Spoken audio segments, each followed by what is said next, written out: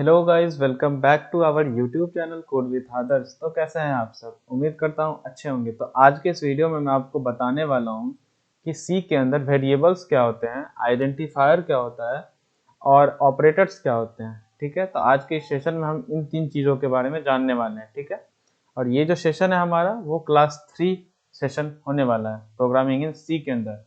और इससे पहले के क्लासेस अगर आपने नहीं कर रखे हैं तो वो हमारे चैनल पे जाके हमारे प्लेलिस्ट में जाके आप देख सकते हैं। ठीक है, आइए हम अपने वीडियो की स्टार्टिंग करते हैं।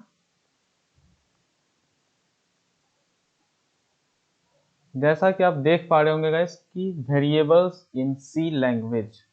तो दोस्तों, व्हाट इज वेरिएबल? वेरिएबल क्या होती है? Variable is the name of memory location where we store data. यानी कि वेरिएबल जो है वो एक नाम है, मेमोरी लोकेशन का एक नाम है जिसमें हम क्या करते हैं तो डाटा को स्टोर करते हैं। ठीक है गाइस, समझ में आ रही है आपको? जिसमें हम अपने डाटा को स्टोर करते हैं उसे हम वेरिएबल कहते हैं। फॉर एग्जाम्पल, जैसा कि आप यहाँ पे देख रहे हैं इंट, तो इंट तो हमारा डेटा टाइप है। ए जो है वो हमारा वेरिएबल है। ए एक नेम है, एक मेमोरी लोकेशन है, तो ये हमारा वेरिएबल है। और ये जो 12 जो कि इंटीजर है ये हमारा डाटा हो गया। तो इसे हम कहाँ स्टोर करा रहे हैं? ए के अंदर, ए मेमोरी लोकेशन के अंदर। ठीक है, तो ये हमारा वेरिएबल हो गया। फिर मैं दूसरा एग्जांपल आपको दूंगा। ये कैर, कैर का फुल फॉर्म होता है कैरेक्टर सी के अंदर। ठीक है, तो ये जो है कैरेक्टर डेटा स्टोर करता है। तो ये बी नाम का हमारा वेरिएबल है, ये एक मेमोरी लोकेशन है। इसमें हमने कोड, यानी कि इसमें हमने कोड नाम के डेटा को स्टोर किया है। इस मेमोरी लोकेशन में हमने कोड डेटा को स्टोर कर रखा है। ठीक है, आइए हम नेक्स्ट आगे बढ़ते हैं। Types of variables. तो दोस्तों, हमारा वेरिएबल जो है वो कितने तरीके का होता है? तो हमारा वेरिएबल 3 तरीके का होता है। कौन कौन से? तो लोकल वेरिएबल। लोकल वेरिएबल क्या होता है गाइस कि इसे हम जितने बार यूज करेंगे ये एक नया मेमोरी लोकेशन बनाएगा, जनरेट करेगा। ठीक है, जितने बार हम इसका यूज करेंगे, जितना डेटा हम इसमें स्टोर करेंगे वो उतने बार अपना मेमोरी लोकेशन चेंज करेगा, मेमोरी लोकेशन बनाएगा। ठीक है, सेकेंड आते हैं हम ग्लोबल वेरिएबल पे। ग्लोबल वेरिएबल क्या होता है? तो ग्लोबल वेरिएबल होता है, इसे हम कहीं भी अपने पूरे कोड में हम कहीं भी यूज कर सकते हैं, चाहे ऊपर, चाहे मेन फंक्शन में, चाहे मेन फंक्शन के बाहर, चाहे मेन फंक्शन के अंदर, हम इसे कहीं भी यूज कर सकते हैं। क्यों? क्योंकि ये ग्लोबल वेरिएबल है। ओके, एंड थर्ड जो है हमारा वो है स्टैटिक वेरिएबल। तो स्टैटिक वेरिएबल क्या होता है गाइस? इसे हम मेन फंक्शन के अंदर ही यूज करते हैं, और लोकल वेरिएबल को भी हम मेन फंक्शन के अंदर ही यूज करेंगे, ये कंपलसरी है। और स्टैटिक वेरिएबल्स को भी हम मेन फंक्शन के अंदर ही यूज करेंगे। स्टैटिक वेरिएबल में क्या डिफरेंस है? तो ये एक ही मेमोरी लोकेशन में अपने सारे डेटा को स्टोर करता है। ये जो है स्टैटिक वेरिएबल वो एक ही मेमोरी लोकेशन में अपने सारे डेटा को स्टोर करता है। तो आइए मैं आपको प्रैक्टिकली करके दिखाता हूँ। तो मैं अपना टर्बो सी एप्लीकेशन ओपन करूंगा।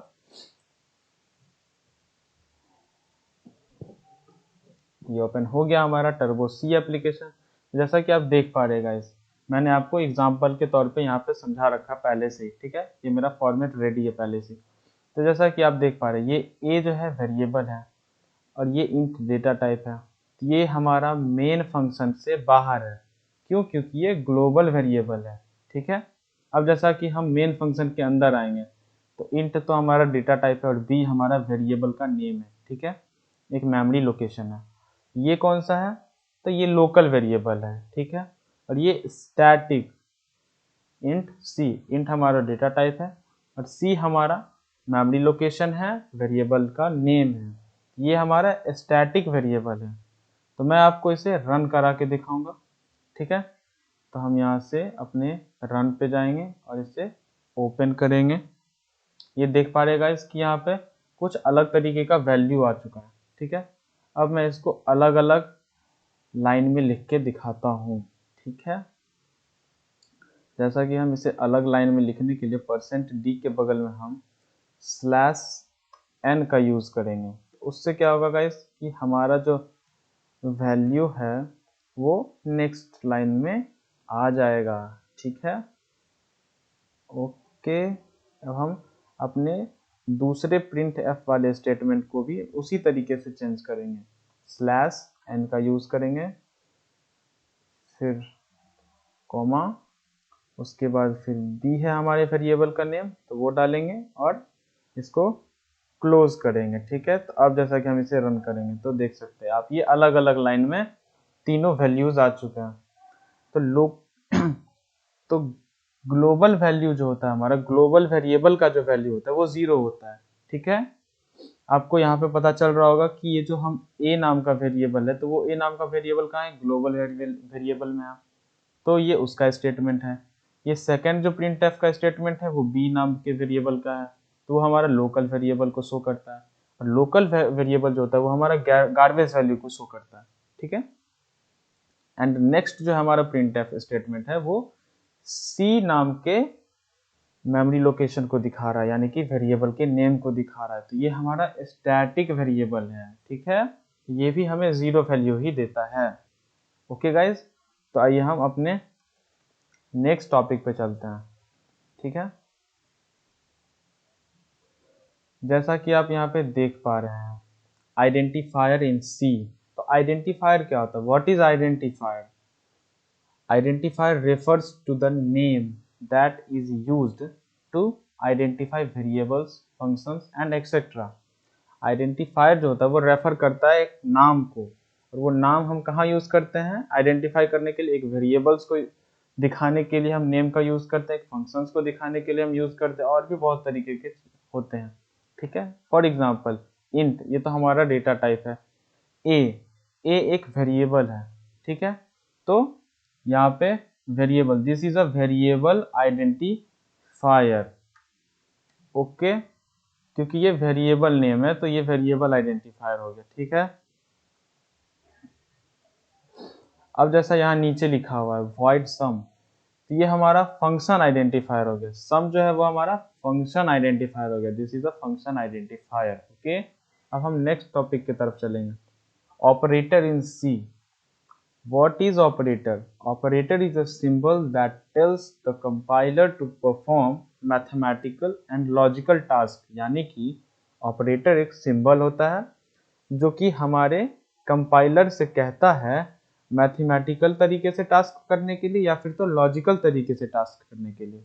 ठीक है, तो टाइप्स ऑफ ऑपरेटर्स, हमारे ऑपरेटर्स जो है वो कितने तरीके के होते हैं, तो हमारा जो ऑपरेटर है वो 6 तरीके का होता है। फर्स्ट है अर्थमेटिक ऑपरेटर, जिसके सिंबल्स मैंने आपको यहाँ शो करा रखे हैं, plus, minus, multiplication, division and modulus. ठीक है, these operators are used in switch case, इसे हम स्विच केस के अंदर यूज करते हैं। ठीक है, नेक्स्ट है हमारा सेकंड जो है वो रिलेशनल ऑपरेटर है, जैसा कि आप देख पा रहे हो less than, greater than, less than is equal to, greater than is equal to. तो इस तरीके के सिंबल्स का हम यूज करते हैं कहाँ पे, इफ एल्स के अंदर यूज करते हैं, कंपेयरिंग करने के लिए यूज करते हैं। These operators are used in comparing in values, ये जो है कंपेयरिंग करने के लिए यूज होता है, कहाँ, वैल्यूज के अंदर, with using if else, if else के अंदर हम इसका यूज करते हैं। ठीक है, अब हमारा नेक्स्ट है लॉजिकल ऑपरेटर, तो ये सिंबल आप देख पा रहे होंगे एंड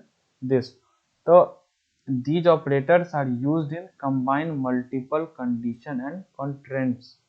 ठीक है, ये जो ऑपरेटर है वो अलग अलग तरीके के, मल्टीपल तरीके के कंडीशन पे और रुकावटों पे काम करता है। ठीक है, फोर्थ हमारा इंक्रीमेंट एंड डिक्रीमेंट ऑपरेटर, तो प्लस प्लस जो है हमारा वो इंक्रीमेंट का सिंबल है और माइनस माइनस जो है हमारा वो डिक्रीमेंट ऑपरेटर का सिंबल है। ठीक है, ये भी दो प्रकार के होते हैं, एक होते हैं pre increment and pre decrement. ठीक है, तो इसमें क्या होता है, प्री इंक्रीमेंट में क्या होता है कि हमारा जो वेरिएबल का वैल्यू है उससे पहले ही इंक्रीमेंट हो जाता है या फिर डिक्रीमेंट हो जाता है। पोस्ट इंक्रीमेंट और पोस्ट डिक्रीमेंट क्या होता है, तो ये जो है सो हमारे इंक्रीमेंट होने के बाद वेरिएबल का वैल्यू देता है। ठीक है, और डिक्रीमेंट होने के बाद वैल्यू देता है वेरिएबल्स का। ठीक है, फिफ्थ है हमारा टर्नरी ऑपरेटर। ठीक है, तो यहाँ पे सिंबल है क्वेश्चन मार्क का एंड इस सिंबल का। ठीक है, तो these operators are used in comparing in some values without using if else, यानी कि ये भी जो ऑपरेटर है वो भी कुछ वैल्यूज को कंपेयर करने के लिए इसका यूज होता है। विदाउट यूजिंग इफ एल्स, यानी कि इफ एल्स के अंदर ही नहीं, इफ एल्स का यूज करके ही हम इसका यूज नहीं कर सकते इस ऑपरेटर का। बिना इफ एल्स के यूज के भी हम इसे कुछ वैल्यूज में कंपेयरिंग के लिए यूज कर सकते हैं। ठीक है, अब नेक्स्ट है हमारा असाइनमेंट ऑपरेटर, जो कि इज इक्वल टू का सिंबल है। This operator is used in assigning any value in variable and anything assigning each other, यानी कि ये जो ऑपरेटर है हमारा वो असाइन करता है किसी भी वैल्यू को वेरिएबल के अंदर और भी किसी भी चीज को, किसी भी वैल्यू को असाइन करेगा, मतलब आपस में असाइन करेगा। ठीक है, तो ये हो गया हमारा असाइन ऑपरेटर। तो मैं आपको ऑपरेटर्स का एक प्रैक्टिकल करके दिखाऊंगा अपने टर्बो सी पे। ओके, तो हम चलेंगे अपने टर्बो सी एप्लीकेशन के ऊपर। जैसा कि आप देख पा रहे हैं कि हम अपने टर्बो के स्क्रीन पे आ चुके हैं। मैं आपको सबसे पहले दूंगा असाइंड ऑपरेटर का एग्जांपल। ठीक है, जैसा कि आप देख पा रहे हैं यहाँ पे int a is equal to 4 है। ये जो a इज इक्वल टू 4 है यही है हमारे असाइंड ऑपरेटर का एग्जांपल। ये जो इज इक्वल टू का सिंबल आप यहाँ पे देख रहे हैं वो असाइंड ऑपरेटर का ही काम कर रहा है यहाँ पे। ठीक है, यही ऐसे ही हम यूज करते हैं अपने असाइंड ऑपरेटर को। ठीक है, अब नीचे के स्टेटमेंट में आप देख रहे होंगे प्रिंटफ में हमने a वेरिएबल का वैल्यू पुट कराने के लिए, यानी कि डिस्प्ले कराने के लिए हमने ये स्टेटमेंट लिख रखा है। उसके नीचे जो हमारा स्टेटमेंट है, दूसरा स्टेटमेंट जो है हमारा, वह है प्री इंक्रीमेंट ऑपरेटर का स्टेटमेंट। ठीक है, प्री इंक्रीमेंट के बारे में मैंने आपको पीछे बताया है कि वेरिएबल के वैल्यू से पहले का जो इंक्रीमेंट होता है वो हम प्री इंक्रीमेंट के नाम से उसे जानते हैं। ठीक है, उसके नीचे हम आएंगे तो यहाँ पे प्री डिक्रीमेंट का स्टेटमेंट, जो कि वैल्यू के, यानी कि वेरिएबल के वैल्यू के पहले जो डिक्रीमेंट होता है उससे हम प्री डिक्रीमेंट कहते हैं। ये उसके नीचे वाला जो स्टेटमेंट है वो है पोस्ट इंक्रीमेंट का, यानी कि वैल्यू से वैल्यू आने के बाद जो हमारा इंक्रीमेंट होगा वो होगा हमारा पोस्ट इंक्रीमेंट। उसके नीचे है पोस्ट डिक्रीमेंट का वैल्यू आएगा, तो उसके लिए हमने ये स्टेटमेंट लिख रखा है। ठीक है, तो हम इसे अब रन करा के देखेंगे कि हमारा वैल्यू आता है कि नहीं आता है। तो मैं आपको इस कोड को रन करा के दिखाऊंगा और इसी तरीके से आप भी अपने कोड को लिख के प्रैक्टिस कर सकते हैं। ठीक है, तो हम यूज करेंगे कंट्रोल प्लस F9। तो ये हमारा कोड रन हो चुका है। आप देख पा रहे हैं कि ऊपर जो है 14 है वो हमारे वेरिएबल, यानी कि ए का जो वैल्यू, ए का जो डेटा है वो हमारा शो हो रहा है। उसके नीचे हमारा प्री इंक्रीमेंट शो हो रहा है। तो प्री इंक्रीमेंट में 1 प्लस होता है वेरिएबल के वैल्यू में, और डिक्रीमेंट में जो है वो 1 माइनस हो जाता है। ठीक है, वेरिएबल के वैल्यू में। जैसा कि आप देख पा रहे हैं कि प्री इंक्रीमेंट में 15 वैल्यू आ चुका है। ठीक है, और प्री डिक्रीमेंट में जो है वो 14 आया है। क्यों आया? क्योंकि इससे पिछले वाले वैल्यू में 15 है, 15 प्री इंक्रीमेंट है, तो उससे 1 माइनस होगा तो 14 आ गया। ठीक है, और उसके नीचे जो हमारा 14 है ये क्यों है? यह है पोस्ट इंक्रीमेंट का, तो ये वैल्यू आने के बाद इंक्रीमेंट करेगा। यहाँ पे आप देख पा रहे हैं वैल्यू आने के बाद ये इंक्रीमेंट करेगा, और उसके नीचे जो है उसमें वैल्यू आने के बाद डिक्रीमेंट करेगा। ठीक है, तो इसी तरीके से हम यूज करते हैं इंक्रीमेंट और डिक्रीमेंट ऑपरेटर का, जो कि दो टाइप के होते हैं, pre increment decrement and pre post increment and decrement. ठीक है, तो इसका मैंने आपको कोड लिख के दिखा दिया। अब हम यूज करेंगे यहाँ पे, अब हम यहाँ यूज करेंगे दोस्तों प्रिंट एफ। इसमें मैं आपको बताने वाला हूँ टेरिनरी ऑपरेटर के बारे में। ठीक है, तो जैसे कि हम अपना स्टेटमेंट लिखेंगे %d, और मैं %d का यूज क्यों कर रहा हूँ? क्योंकि मैं इंट नाम के डेटा टाइप का यूज कर रहा हूँ, और जब हम इंट नाम के डेटा टाइप का यूज करेंगे यानी कि वेरिएबल्स के लिए, तो हम %d का ही यूज करते हैं। और जब हम कैर नाम का, यानी कि कैरेक्टर वाला डेटा टाइप यूज करेंगे, तो हम %c का यूज करते हैं। उसी तरीके से हर एक डेटा टाइप का अलग अलग सिंबल है, तो उसी तरीके से हम यूज करते हैं। ठीक है, अब हम इसको यहाँ से बंद करेंगे। नरी ऑपरेटर में हमें दो वेरिएबल के साथ यूज होता है, तो उससे हम कर देते हैं ऊपर जाके दो वेरिएबल को हम ऐड कर देते हैं। ठीक है, इसको हम करेंगे, सॉरी ये तो 14 था, ठीक है। अब हम यहाँ कॉमा का यूज करेंगे। अब बी नाम का एक वेरिएबल लेंगे, उसका वैल्यू हम दे देते हैं 20, ठीक है। अब हम इसको यहाँ से क्लोज कर देंगे। अब हम चलेंगे अपने नीचे वाले स्टेटमेंट के लाइन में। हम यहाँ पे ब्रैकेट का यूज करेंगे, ठीक है। इसमें हम लिखेंगे ए ग्रेटर बी, ठीक है। अब हम इसको बंद करेंगे। अब हम यहाँ यूज करेंगे क्वेश्चन मार्क का, और फिर हम यूज करेंगे ए, यहाँ पे हम करेंगे यूज कॉलम का, और हम यहाँ लिखेंगे बी, फिर हम इसको भी क्लोज कर देंगे, ठीक है। ये हमने इसलिए यूज किया क्योंकि अगर ए का वैल्यू होगा बड़ा तो पहले ए प्रिंट हो जाएगा, अगर बी का वैल्यू होगा तो वो प्रिंट हो जाएगा, ठीक है। इसमें हमने विदाउट इफ एल्स का यूज किए बिना, इफ एल्स का यूज हमने इसमें नहीं किया है। तो जैसा कि मैंने आपको पीछे बताया था कि टर्नरी ऑपरेटर जो होता है वो हमारा बिना इफ एल्स के ही यूज किया जाता है। तो आप देख पा रहे हैं यहाँ पे हम बिना इफ एल्स के ही यूज कर रहे हैं, ठीक है। अब हम इसके नीचे लिखेंगे गेट ch, इसको क्लोज करेंगे। अब हम नीचे जाएंगे, अब हम ये लिखेंगे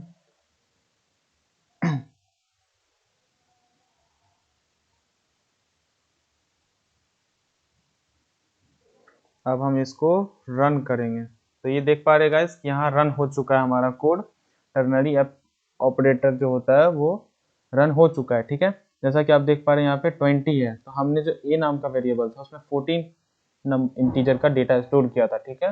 और बी नाम का जो ऑपरेटर था उसमें हमने 20 नंबर ऑफ डेटा इंटीजर का डेटा स्टोर करके रखा था हमने, ठीक है। तो आप देख पा रहे हैं कि यहाँ पे हमारा वैल्यू 20 आ रहा है, यानी कि बी नाम का जो वेरिएबल था उसका वैल्यू ज्यादा है, तो इसलिए यहाँ पे बी प्रिंट हो रहा है, ठीक है। अब मैं आपको दोस्तों, मैं पहले इसको क्लीन कर लेता हूँ, ठीक है। क्लीन कर लिया है। अब मैं यहाँ पे दोस्तों 54 ए के वैल्यू को मैंने चेंज कर दिया है 54 में। अब हम इस कोड को फिर से रन कराएंगे तो हमें पता चलेगा।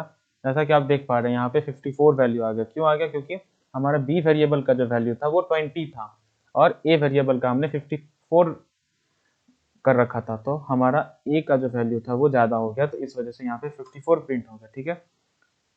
तो इसी के साथ हम इस सेशन को ख़त्म करेंगे दोस्तों।